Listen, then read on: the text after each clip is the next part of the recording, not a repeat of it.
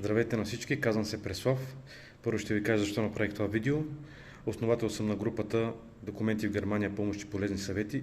И тъй като достигнахме хората от над 7000, исках да благодаря на всички вас за това, че сте част от моята група, за това, че сте отделили дори секунда, минута от вашето ценно време, за да проверите и да видите дали ще получите някой полезен съвет там.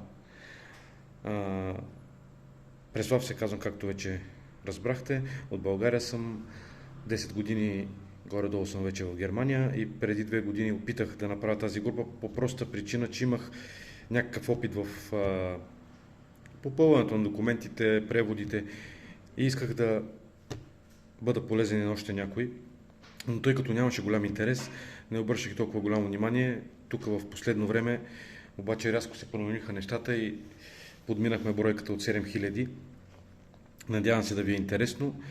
Ще се опитам да ви бъда полезен с каквото мога и не само аз, цялата група като цяло. Надявам се взаимно да си помагаме. Ще ви помоля само едно. Ако обичате, без злобни коментари, без окачествяване на етнос, група, религия и кой как пише и грамотен ли или не. За мен това няма никакво значение. Предполагам, че и за вас това са само злобни коментари, които пречат на цялата тази инициатива или тази смисъла на това, което правим.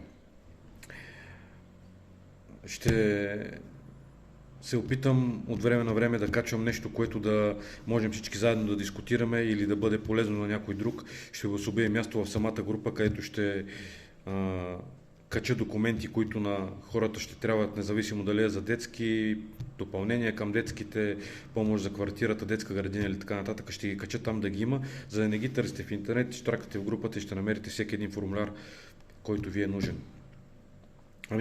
Това от мен. Благодаря, че отделихте 2 минутки, за да чуете това, което имах да кажа.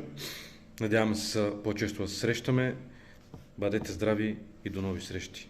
Чао, чао!